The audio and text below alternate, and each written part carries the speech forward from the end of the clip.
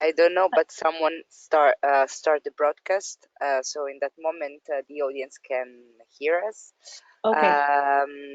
We will just to say to the audience, we will start in a while. We are just try to solve some technical issues. Um, Maria, can I suggest you that? Sorry, Mary. Can I Yeah. suggest you that Maria can share her screen now and share your presentation? Maybe. Yeah. Okay. Marie, can you share the Okay, I presentation? make her presenter, so she should have the button to share her screen. Is that correct? Okay. Yeah. Now Perfect. I can see the PowerPoint. Okay. Okay, great. Thank you very much. So, well, we can start, I think. Good afternoon and good morning to everyone. I'm sure that now the majority of you at that point already know me. My name is Alessia Rogai, and I am the Knowledge Management and Learning Coordinator of the project Bridge the Gap. I'm also sure that you know well now Bridging the Gap, but of course we need to consider also those connected today for the first time. So just a short introduction about the project and what we are doing today. And we can finally start this with this second to last session to our cycle. Well, Bridging the Gap is a project funded by the European Union and it's coordinated by FIEP, the International Ibero-American Foundation for Administration and Public Policies, in partnership with three European agencies for development cooperation, the Spanish, the Italian, and the Austrian, and two international NGOs, the European Disability Forum and the International Disability and Development Consortium. Bridging the Gap, as you know, is a targeted is a targeted thematic response to the requirement to make, of course, development and cooperation more accessible and inclusive of persons with disability, which is an obligation for European Union and member states as party to the Convention on the Rights of Persons with Disability, and which can have a significant impact in improving the social inclusion and promotion the rights of persons with disabilities. Bridge the Gap supports the mainstreaming of disability in international cooperation and the efforts of five partner countries, Burkina Faso, Ecuador, Ethiopia, Paraguay, and Sudan, in planning and implementing inclusive public policies and services. Today, we finally arrived to host the 11th session of this cycle of a webinar organized by Bridging the Gap that from the beginning is exploring different topics involving international experts. The webinar, as you know, are conducted in English, French, and Spanish in separated sessions. And you can find all the previous recordings on our website, on our Facebook and Twitter pages, but also on YouTube, on our YouTube channel in separated languages. And you will find the links to our communication channels in a while in the chat box. As I said before, finally we arrived to this extremely important topic that we were attending from the beginning, women and girls with disabilities, that also we find where also the Convention on the Rights of Persons with Disability dedicates specific attention in its general principles, including equality between men and women as one of, as I said, its general principle, but not only. The Convention, in the Article 6 of the Convention, recognizes that women and girls with disability face multiple and intersecting forms of discrimination, urging state parties to take all appropriate measures to ensure the full development, advancement, and improvement of women. So, well, in this framework, I'm not going further because I don't want to take time to our panelists today. As I said, in this framework, this session today will try to examine international and national policies and programs aimed to removing barriers to the economic and social empowerment of women and girls with disability. And to support us, to help us to explore this topic today, we have Mary Keogh. Mary is the director of the Disability Inclusive Development Initiative at CBM International.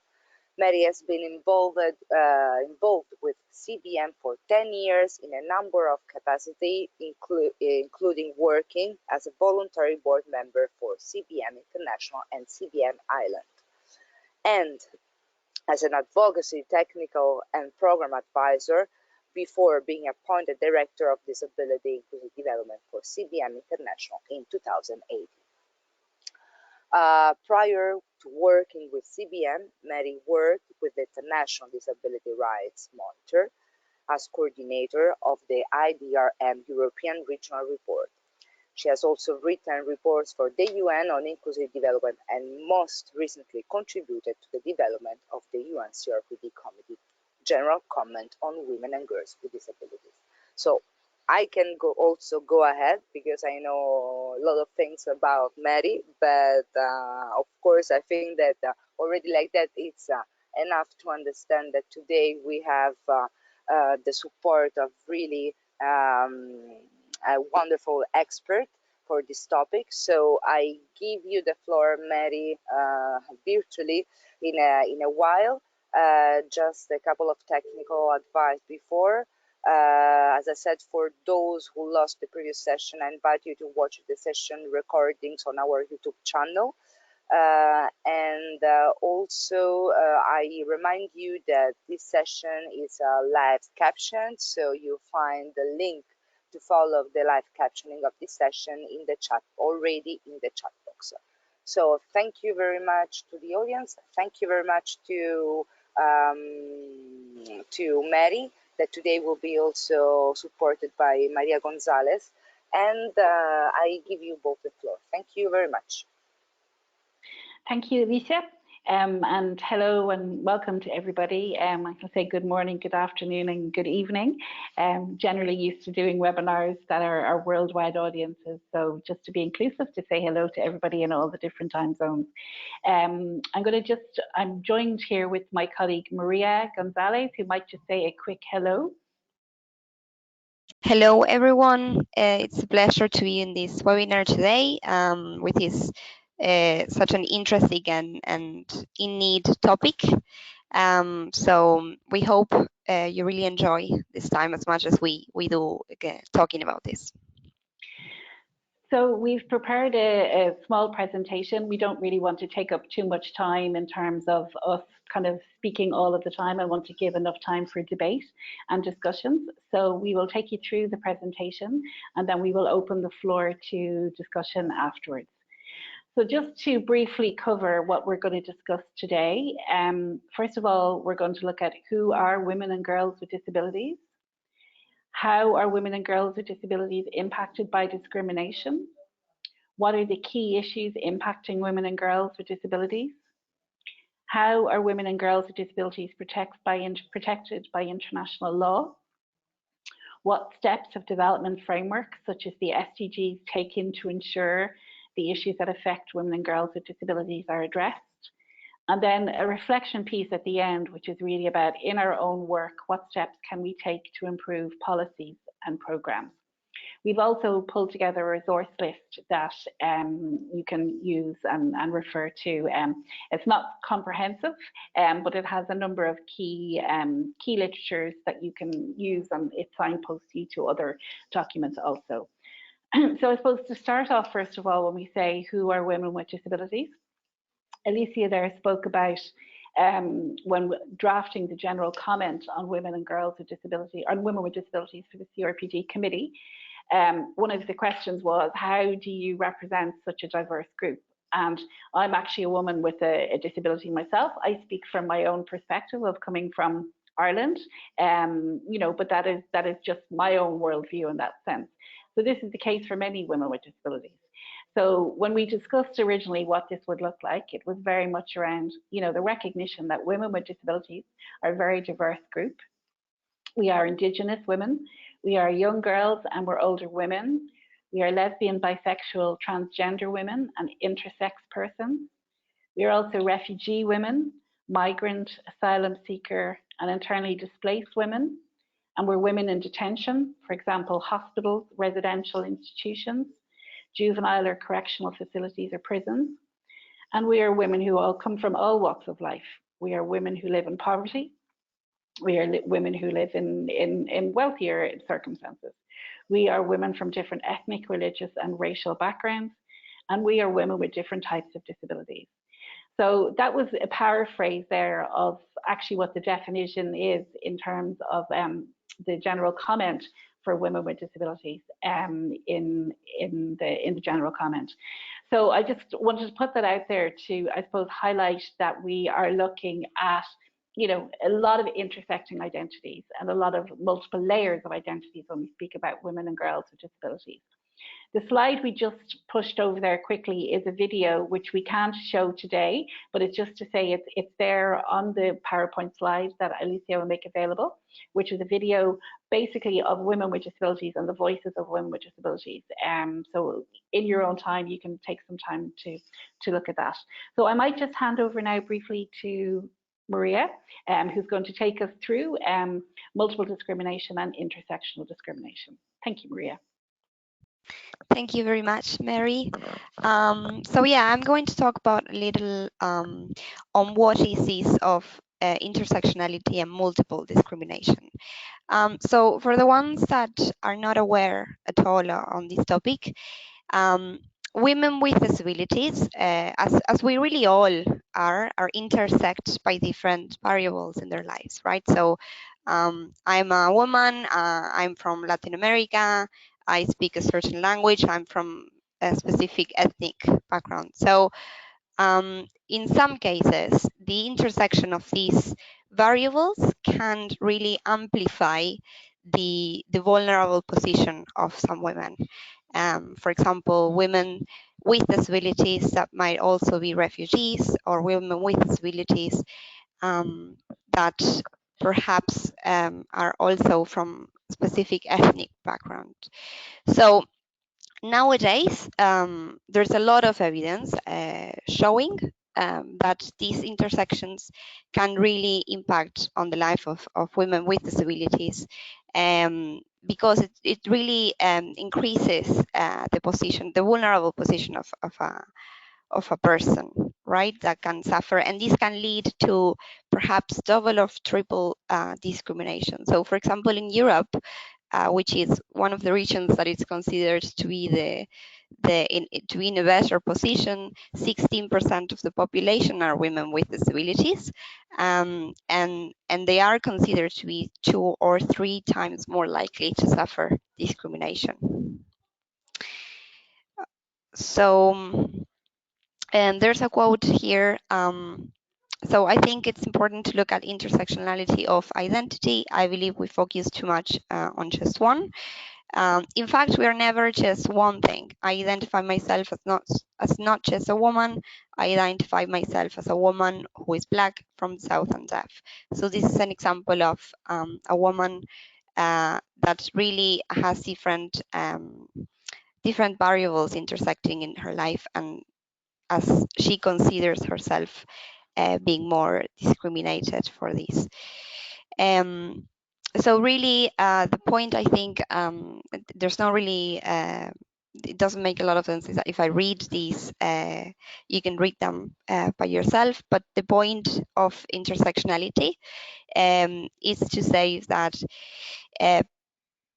women with disabilities experiences can really be more disadvantaged in specific contexts, because the fact that they are women and because the fact that they have a disability.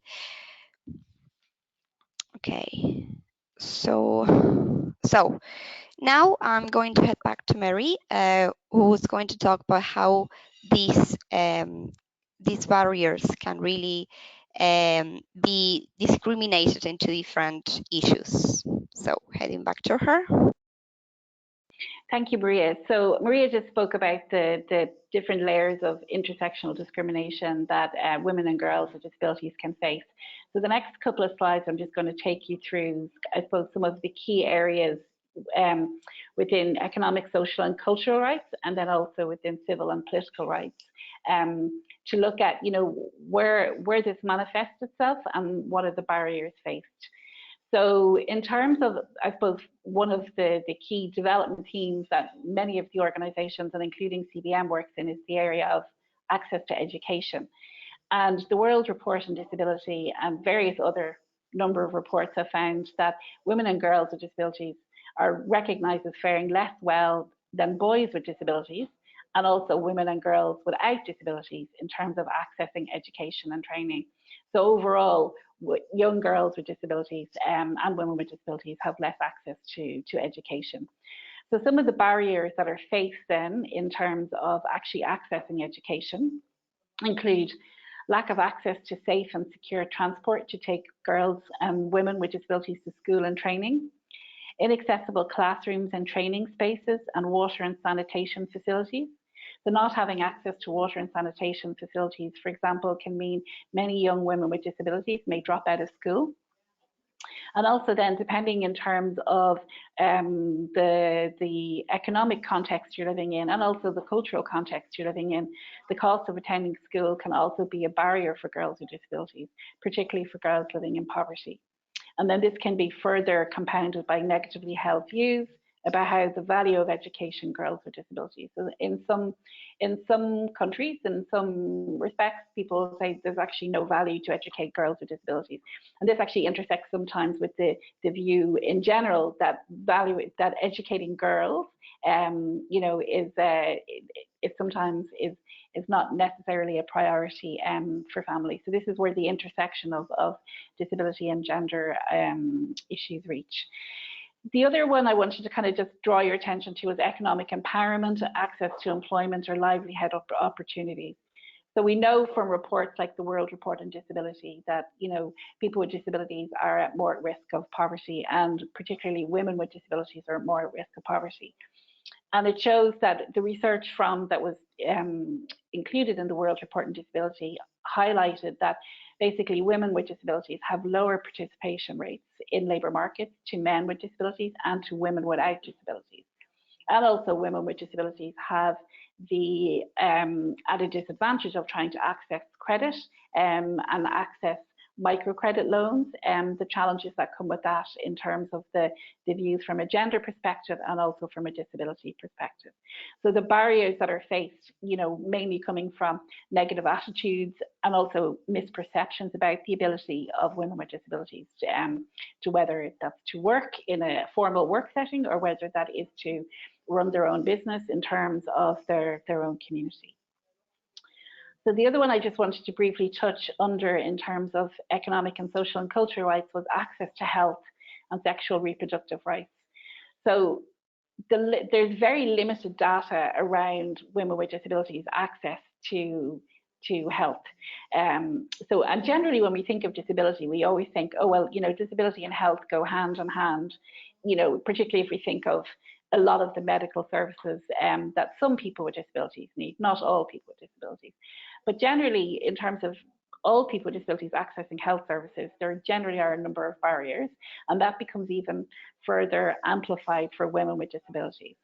So some of the barriers that are faced include the lack of access to healthcare due to the lack of inaccessible equipment, for example, for women who need mammograms, and then also the negative attitude by healthcare staff when it comes to sexual and reproductive healthcare, and also during childbirth.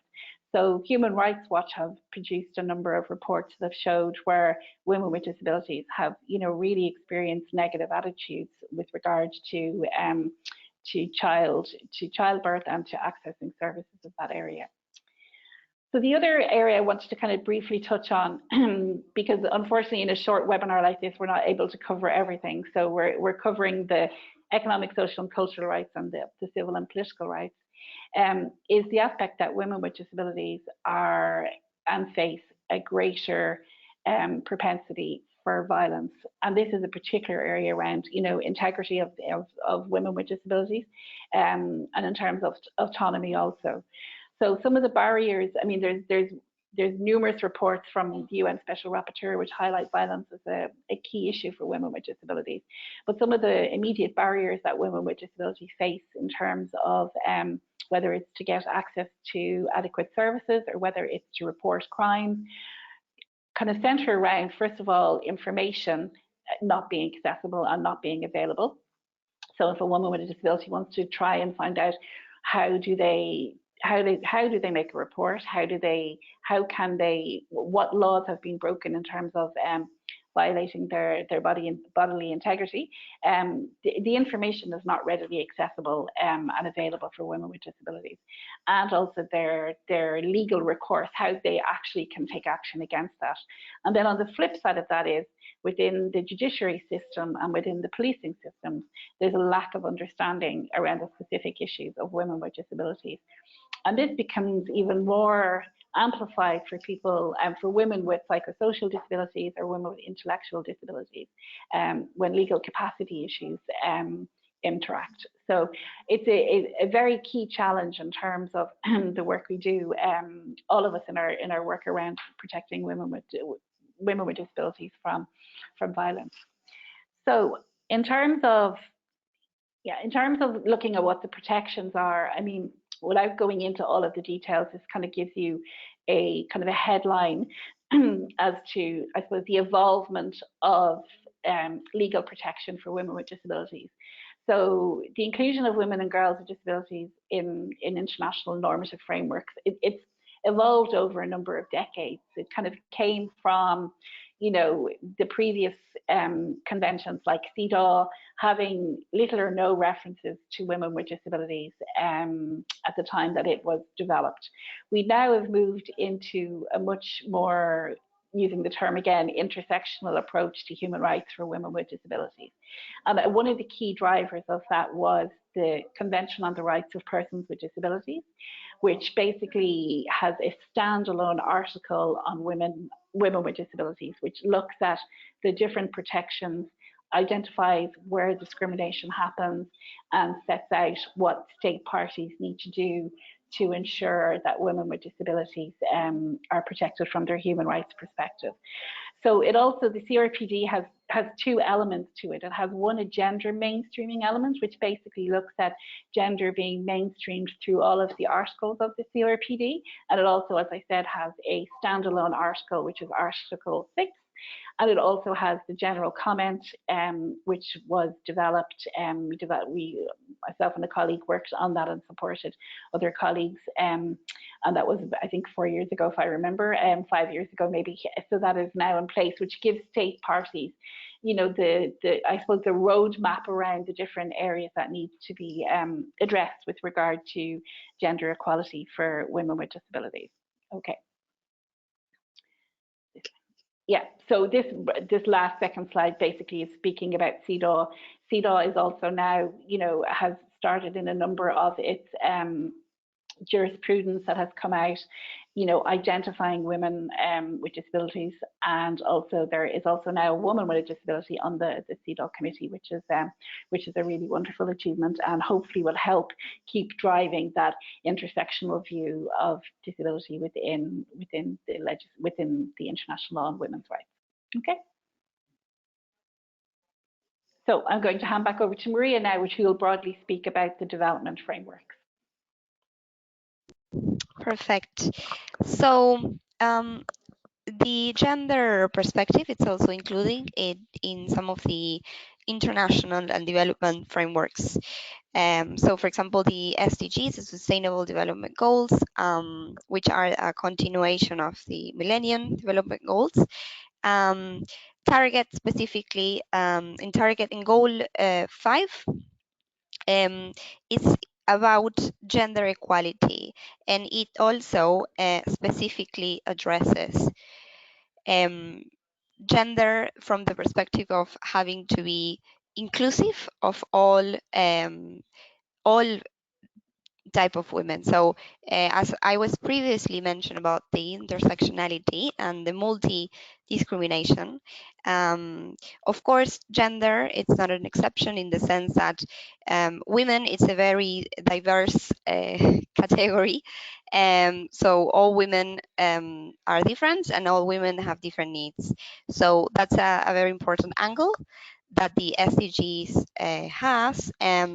So, for example, points such as ending discrimination against all women, eliminate all forms of violence, recognize and value unpaid care work, equalitarian rights and access to economical resources, and growing, enabling technology that is needed, encouraging women to take the lead and to have really the possibility to be in leadership positions, which Mary here is a brilliant example of that.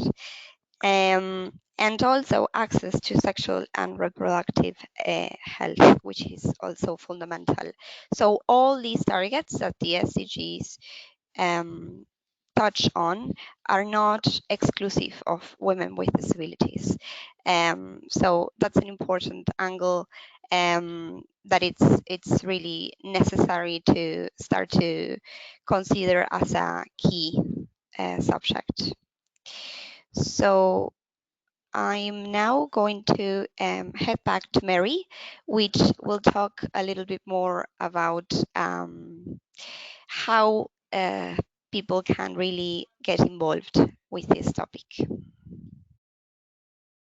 Thanks, Maria. So I'm just going to take us through the final few slides. And just to give the context for these slides, the set of actions I'm going to start speaking through, and which we can speak to as a group wider when we start opening up for questions, came from a publication that CBM put together before the AWID conference that took place back in 2016, where we supported a delegation of women with disabilities to attend and to have their voices heard within the feminist space that is AWID, because AWID is very much around women's rights and development. So within that, a resource was developed called the 3Ps, which looked at kind of the personal, the political, and the policy. So the 3Ps, I think we have it listed in our resources there, so feel free to use that. It's a useful way to start thinking about, you know, what we can do at different levels when we start to address whether it's in our own work or whether it's within within our work or within our partners that we work with or the alliances that we support. So the first aspect is, I suppose, is the personal. So we always talk about, from women's rights perspective, you talk about the small p and the large p. So, you know, definitely from a personal perspective, women with disabilities, supporting efforts to develop leadership for women with disabilities is really important. So there are a number of organizations who are doing very good work in this. You've got Mobility International in the USA, who basically have a women in leadership program, which brings together women with disabilities from all over the world together to look at how to really build those leadership skills. You've got the work of UN or Women Enabled under the leadership of Stephanie Ortaleva, who really does a lot of work on, you know, how do you start building capacity around human rights for women with disabilities, and how do you start really that influencing work that needs to happen. And all of these are led by women with disabilities who are in leadership positions. And I think, you know, when we talk about it at the personal level, it really is about how we start to actually create those spaces around leadership. When we look then at the next level, which is the political, and that's very much about supporting movement building. So at the AWID conference that we attended back in 2016, the focus of that whole conference was around how do you build diverse intersectional movements where, you know, disability issues don't just sit within the disability movement, that the gender women and the women's rights movement are talking about it, the LGBTQI movement is talking about it, and we're all, you know, basically identifying what it means from a human diversity perspective. So looking at supporting movement building, if there's anybody here who's in a position that's able to look at, you know, donor funding or funding to work, this is really key, because one of the issues that was raised at the AWID meeting when we had the group of women with disabilities with us was that women-led DPOs, disabled people's organisations, actually find it quite challenging to get funding. So whether that's from traditional disability funding sources or whether that's from gender, because sometimes it can fall between the gaps of both, because generally sometimes the funding streams can be very specific to identities. So that was, so looking at how we start kind of developing that kind of political movement and the support that's needed for that. And then the last one is to commit to inclusion in the policy. So, many organizations already have gender mainstreaming policies. So you need to really look at how, how the learning from that can also be applied to a disability perspective, and how if you have a gender program or a gender policy, that it's really thinking about how women and girls with disabilities are included in that. Equally, if you have a disability specific policy around mainstreaming, it's thinking about how women and girls are included in that. So it's very much a two-way street. Disability policies and programs should not ignore gender equality, and equal gender policies and programs should be inclusive of disability rights. And I think that's kind of the key challenge that all of us face in our work about how we actually get the balance of that correct, and what are the tools and the systems that we need to do that. So we might talk a little bit more of that when we come to questions.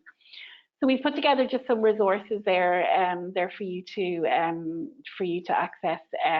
They're a mixture. Some of them are from CBM, some of them are more external.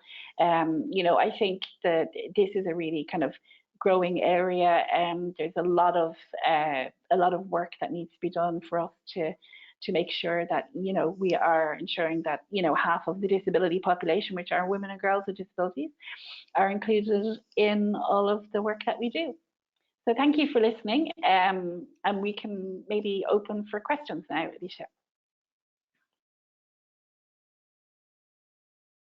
Hello. Thank you very much, Mary and Maria, you both, for this really interesting introduction to this topic. I really hope that the audience has a lot of questions, because I have, just for this introduction, I have a lot of questions about the topic, but I want first to give the floor, of course, to our participants. And as usually, you can intervene with our experts today by virtually raising your hand, or also writing your question in the chat box. I really suggest invite you to take the floor, so to raise your hand and directly talk with Mary and Maria, and absolutely don't missing the opportunity that we have time today, and we have time to with Mary and Maria to talk about this topic, and we have the fortune to have their time. So don't be shy, and raise your hand or write your question in the chat box. Before I start giving the floor to the others, as I said, I have some few questions, Mary. So if maybe I can just start me with one of the questions, because as you know, we Bridging the Gap work in several countries in Latin America and also in Africa. And indeed, one now of the, as you know, we work in every country for education in Ecuador, or health in Burkina Faso, or employment in Sudan. Especially in Sudan, we work with a lot with women.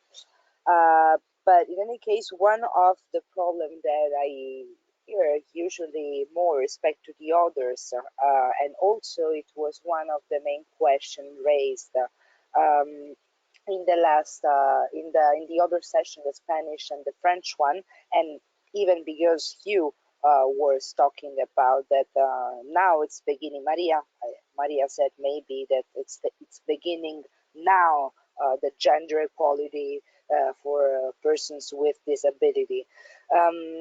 So well, indeed, the lack of representation at local level. It's something that at country level, it's really, really, I think, a big issue was raised during our webinars, but also in our work at local level. The lack really of representation of women. So in that case, I'm thinking that if there is this lack of representation of organizations, so there is also all the advocacy work that is missing on that. So maybe that can be considered other barrier to the issue. I don't know what is it something true? And of course, if yes, how we can deal with that locally, especially. Thanks. Thanks, Alicia. Do you want me to address that? Yes, I can address that first. I just noticed I have a comment from my colleague who actually co-wrote the general comment with me. So she's in the room. So I'm just saying hello to you. So in terms of, I mean, the lack of representation is really one of the, I mean, in general terms for people with disabilities, lack of representation is an issue. And then when you start to think about from a perspective of women and girls with disabilities, you know, like we have to be conscious that the disability movement, like any movement, you know, is sometimes led mainly by men. I'm sorry and apologies to all the men in the room, but I'm just kind of stating the case. So we have the issue then around how you start to really, you really start to unpick this. Because you know it'll happen in some cultures. You know it can be amplified more than others. So the whole piece around representation is starting at the, as you say, at the community level. It really is around the groups that you work with, the self-help groups that are supported to do and to come together and to mobilize together to be able to speak on issues. If you don't have that, you're always going to have this, you know, kind of other perspective, which is that we think, oh, well, we know best, which, you know, people with disabilities in general face that issue, but also women with disabilities face that even more. So I think the issue, you need to start really with asking the questions about who's not in the room, you know, when you're looking at representation. And if women with disabilities aren't in the room, well, then it's not being, it's whatever structure you have, whether it's a program or whether it's an advocacy campaign, it's then it's not representative of half of the disability population, if you want to use a general global term for that. So I think that's something that really needs to be thought of in terms of, you know, doing kind of program design from the early initial stages, who's in the room around what this program needs to address. So if we're addressing a program on vocational rehabilitation or addressing a program on empowerment, economic empowerment, are we thinking around the fact that, you know, women with disabilities might require personal assistance? Are we thinking of the fact that women with disabilities, like other women, could be mothers and need support for childcare? So these are all of the kind of the nitty-gritty detail we need to go to think about being inclusive. Because if we don't, then we are going to miss a gap in that sense. So I think, and it's just to answer, because Sylvia, I think there was another question there, do you have examples of best practice to include women with disabilities in development programs? I mean, there are practices, there are some good examples. I mean, you've got different organizations out there, you know, and I think internally with ourselves in CBM, we still have a long way to go with this. You know, we do have some programs, for example, one around violence with women with disabilities in Cambodia and research that came from that. But there are other organizations as well, like Humanity Inclusion, Sightsavers, who also do a lot of work around inclusion from a gender perspective. So it would be nice to see some resource on that, I think, to help, some kind of a resource through the alliances that we work that really shows the work on gender inclusion and disability. And I think that's something, you know, that all of us as organizations need to consider. But there are some good examples of practices that we can point you to them after the webinar. Thank you very much, Mary.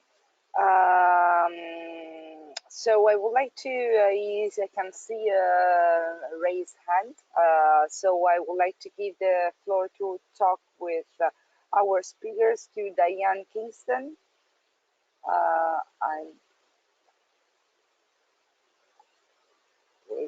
Okay, I open your mic. Now it's Diane. Okay, can you hear me? Yes. Great. So thank you, Maria, and thank you, Mary, very much for a great presentation. And it's fantastic to connect with you. I have two questions. Well, one question and one other thing. The first question is about disaggregated data. And often you see that people want to disaggregate data around disability and age and other factors. But a lot of people put down that they want to disaggregate data around gender rather than sex. So I wondered if you could explain the importance of the difference between the two. And then as a follow-up, I'm really delighted. I'm working now with Sightsavers as their global technical lead on disability inclusion and mainstreaming. And I'm going to be co-hosting and running a gender learning exchange workshop for our West Africa regional office. Is there anything during that 3-day workshop that you think is absolutely essential to cover? If there was one thing that I absolutely had to get across as a message to West African, these are different country offices who have a large portfolio of work, of which working with organisations of people with disabilities is part of, but this is their first exposure, if you like, to gender mainstreaming. Thank you. Hi, Diane. Nice to hear from you and nice to connect again. I saw your name there, but I wasn't saying it out loud in case of GDPR. I'm really conscious of naming things in public. So great to connect with you again. To answer that question, first of all, in terms of what would be the first thing or what would be a key message, I think it's really about getting the disability organisations or the GPOs or the self-help groups to really internally reflect on what their representative pieces around like gender. Are women with disabilities in that room?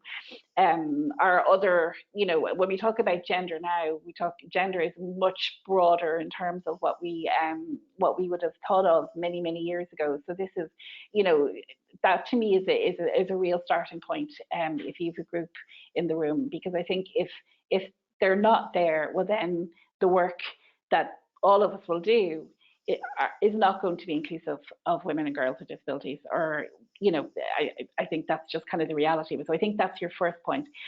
The second point, in terms of data disaggregation, I have to put my hand up to say I'm not an expert. My colleague who does data disaggregation is not with me on this call.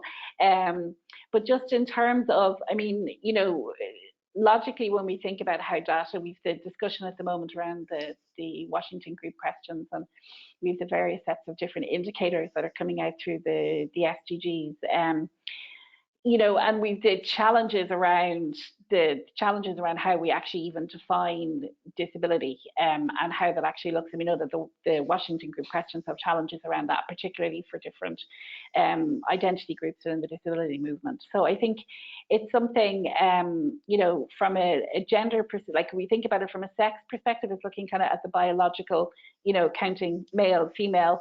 We're looking at gender, it's looking much broader in terms of those other structures that create the power dynamics or the power imbalances, and choices. So I think I think we can clearly say that data segregation from within disability perspective is challenging, and then broader than within gender perspective, I think, so it's a good question, Diane, and I'm seriously not trying to avoid the answer, but I'm not also the expert in it, so I'm giving my viewpoint on it. I don't know if Maria had anything you wanted to add to that.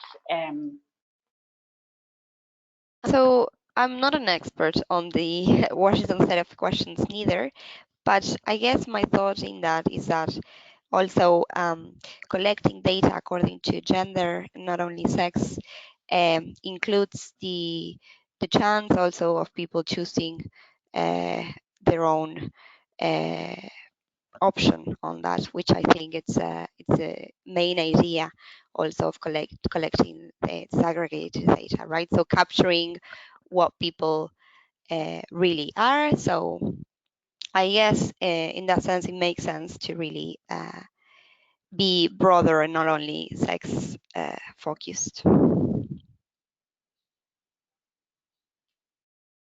That's great. Thank you both very much. Yeah, thank you, thank you. I don't want, if you, Diane, want to say something more about it. If not, ooh,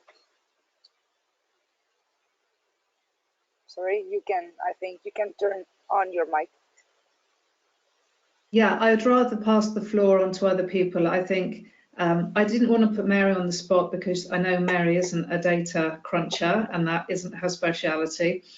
But I just wanted to throw out there that that's quite a complex question.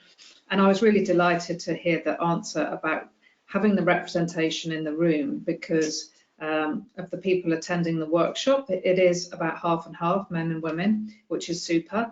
But I also want them to go away with a very clear message that as they do the training and cascade it down to their staff and their partner organisations, especially organisations of people with disabilities, that that there's good representation in the room by both men and women and boys and girls too. Thank you.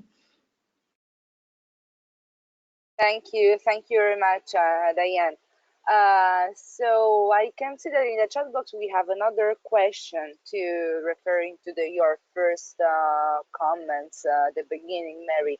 It's always Sylvia that is asking, commenting like, in my experience, it seems that programs for the inclusion of women with disability must be designed, at least in Africa, especially for women. So how does that conjugate with the concept of inclusion itself?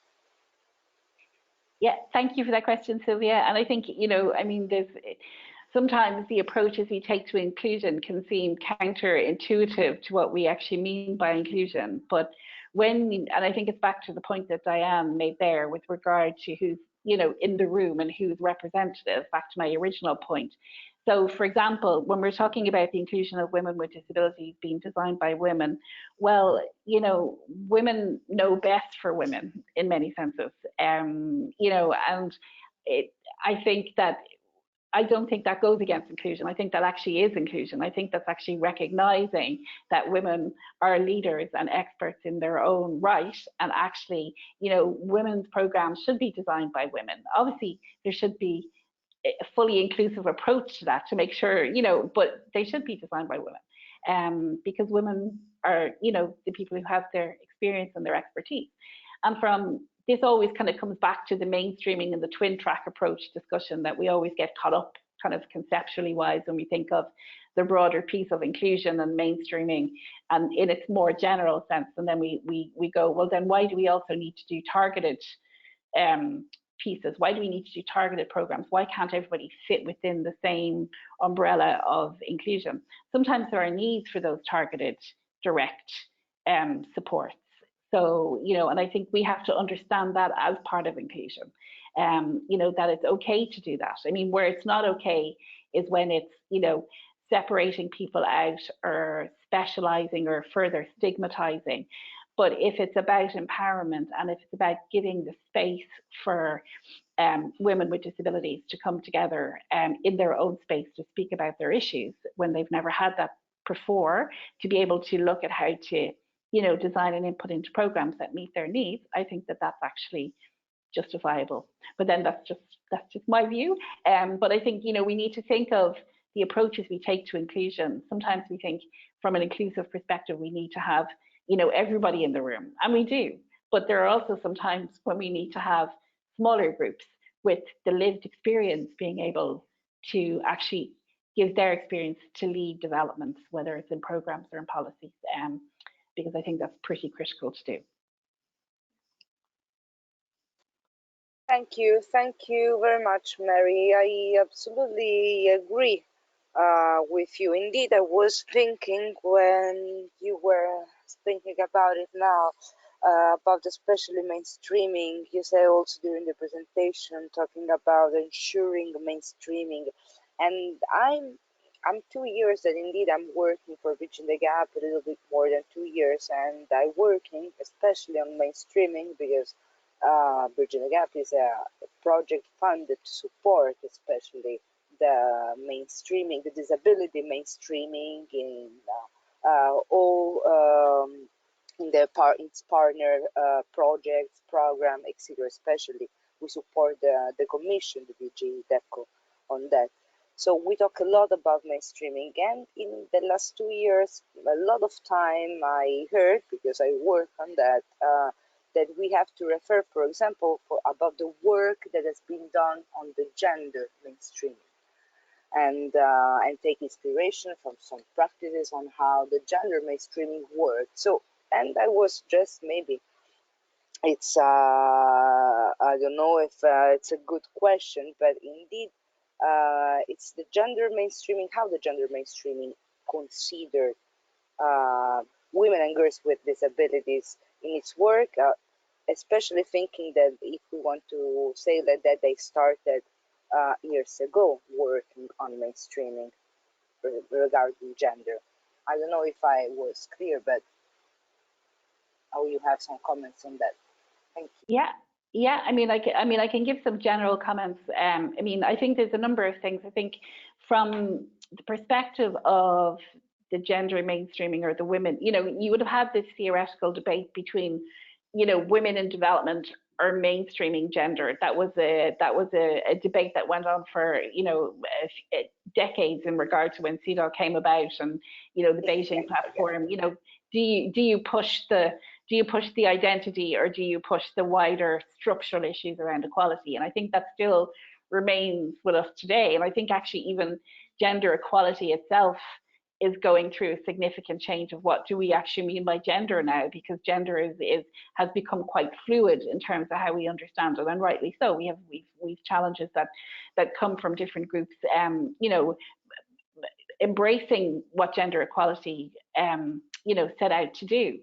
So I think one of the aspects is, though, the gender equality in its initial stages, or if you look at the movements that came with it, were not necessarily always conscious or even inclusive of women with disabilities, or people with disabilities in general, because you had the intersection of, women generally being the people who are carers in society as well. So you had this intersection between women being the primary carers in society, and then you've got people with disabilities. And you had this particular kind of, I don't use the term flashpoint, but people with disabilities were seen sometimes in the view of, the care perspective, or the perspective of possibly, creating a situation where women are, if you're a mother of a person with a disability, or, so there was all of those challenges were there. I think we're moving past that now. I think the intersectionality that Maria spoke about earlier on is really beginning to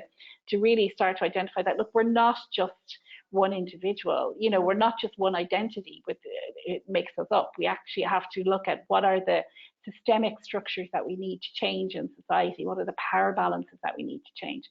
I think that's beginning to overall change from a gender perspective.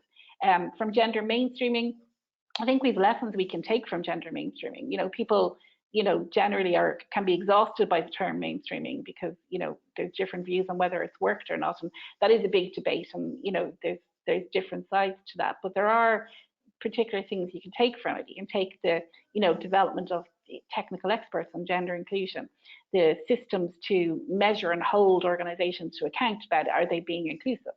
The accountability piece around, is your board or your board of trustees representative of women? So I think that's, we need to really draw from that. That's the learning we can draw from gender mainstreaming from a disability perspective, and actually really look at those tools that we use to advance it.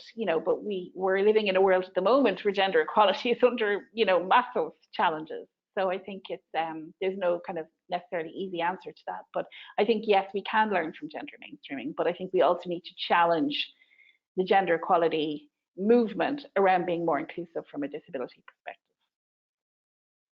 Yeah, I don't exactly. know if that answers that. I'm exactly, not sure if that exactly. I agree with you, absolutely. No, yes. It will be also useful for my work on that. As I said, working especially on mainstreaming, sometimes we word just throw these words, but what they means, what they mean. So thank you very much. I can see another hand. So I give you the floor, Wazemi Ali. Thank you. Hello, Hello. Hello. thank you, Maria and Mary, for your presentation and for all the information we got it from you. It's very clear and very benefit for us. But please correct me if I'm wrong. I think we should focus first step on the persons with disability. After that, we can come back to the small details like on gender, on the women and girls with disability. So my thought, first we should focus on the person with disability in general because like in our countries and they are discrimination from everything. They don't look to the gender or anything else. Only they are looking, they are person with disability, so they discriminate all of them. Thank you. Thank you, Wasim. I might just answer that, just I suppose, just to come back to, and I absolutely take your point on board regarding, in different countries, there's different entry points to talk about inclusion, and sometimes it can be easier to do that from a disability inclusive perspective than to do it from a gender perspective. So, Yes.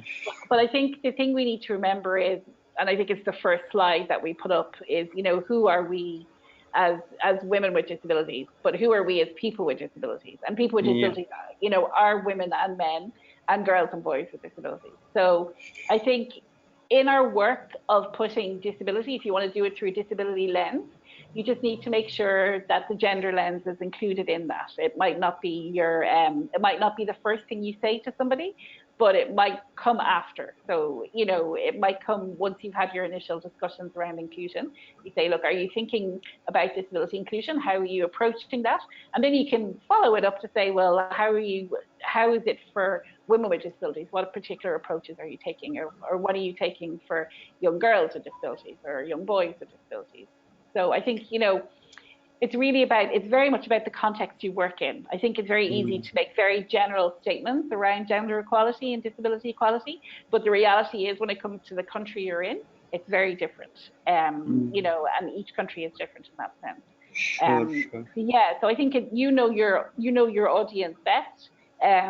But I think if we were to leave out the gender aspect, or if we leave out women and girls with disabilities, or if we leave out including approaches to the empowerment of women and girls with disabilities, I think then you will miss something and need to come back to it later anyhow.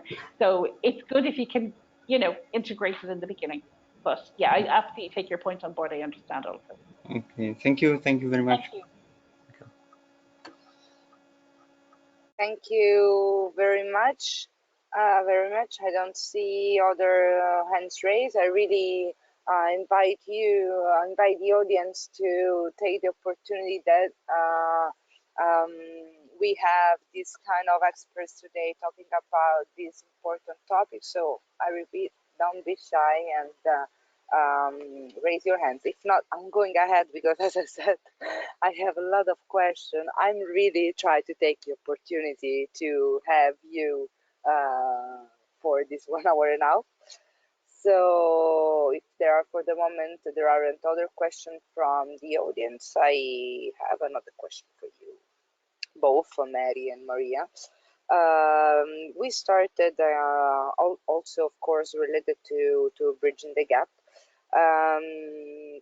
We started, you talk at the beginning about the different background from, of course, women are coming, and there is one that in the last year is really raising interest, but of course in a negative way because it's becoming really an emergency.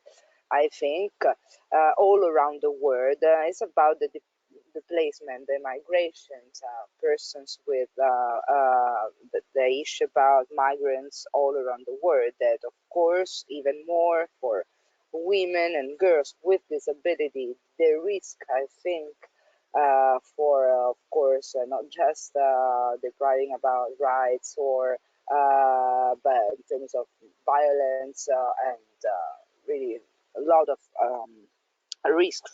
respect to men in the same situation, of course. So my question in terms of in the framework of the international context, like what I would say, in the international context, for example, UN has a plan specific for when talk about migration to address or more attention to this issue, or we are so far in terms of migrants or refugees with disability that the topic about specific to women and girls with disability has not been touched until now. Thanks, Alicia. Big question. I'll see how much I can address, and I know there's probably other colleagues in the room that can support with this as well.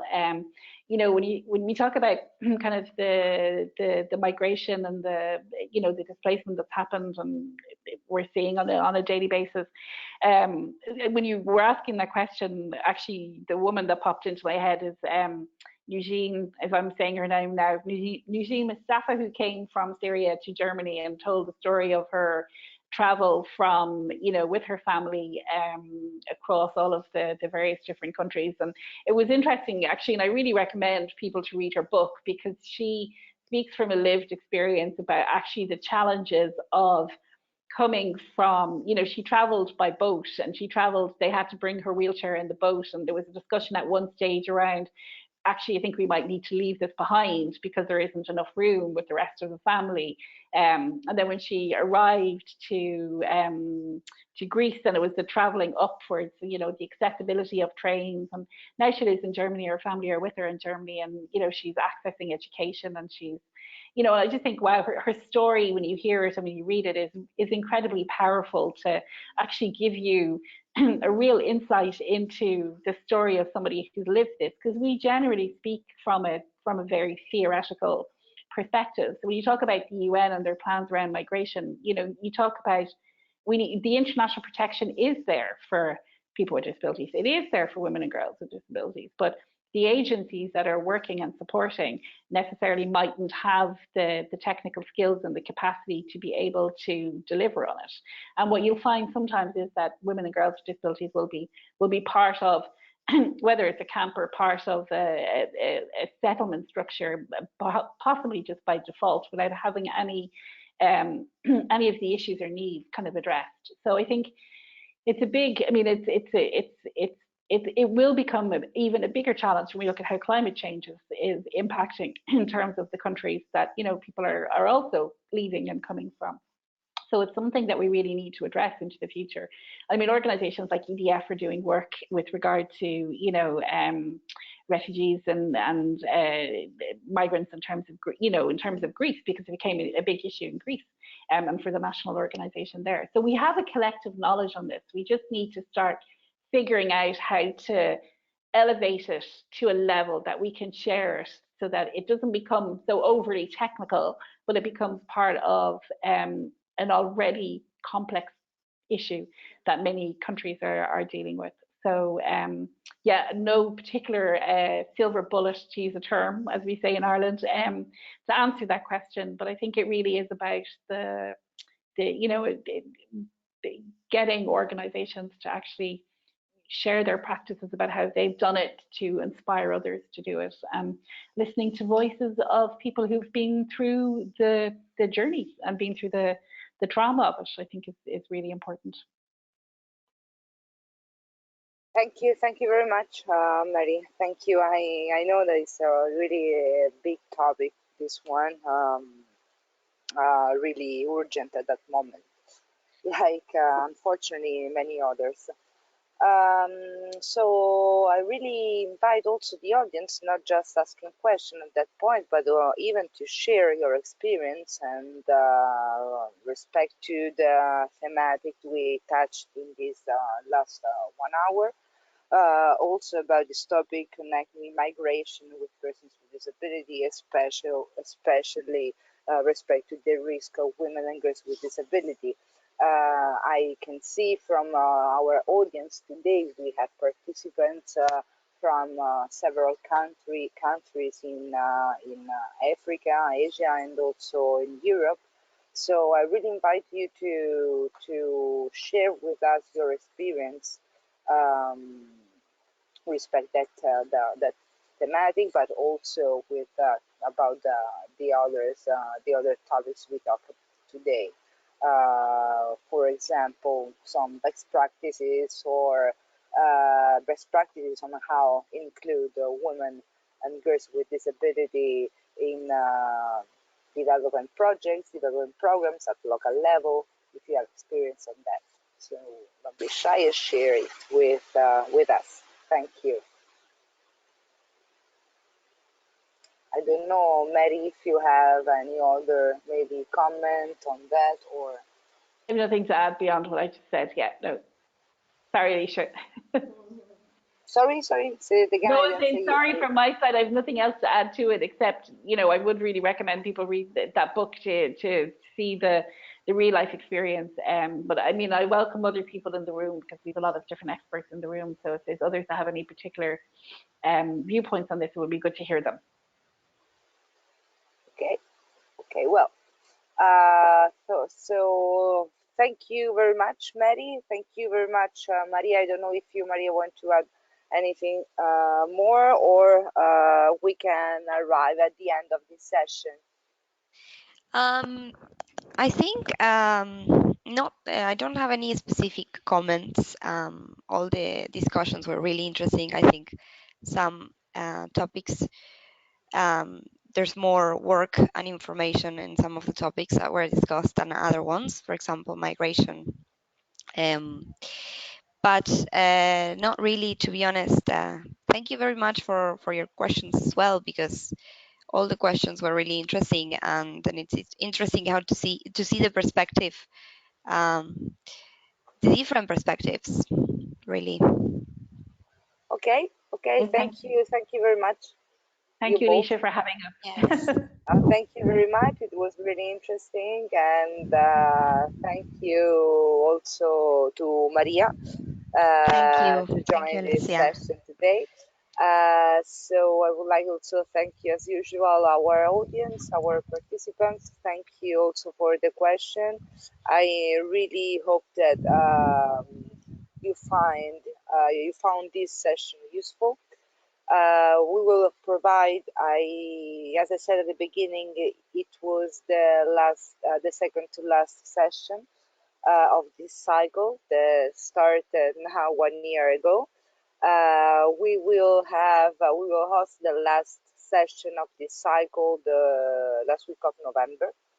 uh, I will we will communicate you really soon the dates, because we have already the speakers for the last session. So the speaker for the Spanish one will be Stefan Trommel, that you have as a speaker for the English session about employment, and for the French and the English will be Alex Scott.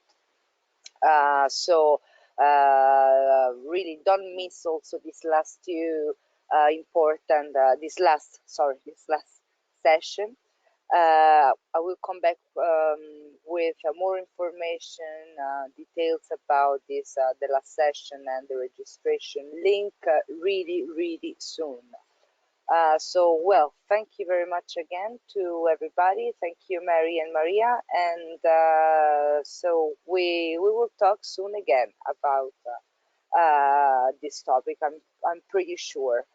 Even because we will, as Bridging the Gap, we will have our annual event this year in Rome, the 14th of November, and the topic will be exactly about will be women and girls with disabilities. So another occasion, another opportunity to learn more about that and how to support really practically at global level, but especially at country level, women and girls with disabilities.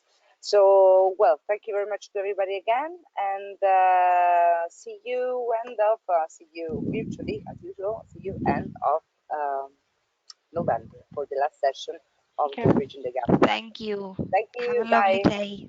Bye. Thank you. See you. Bye bye.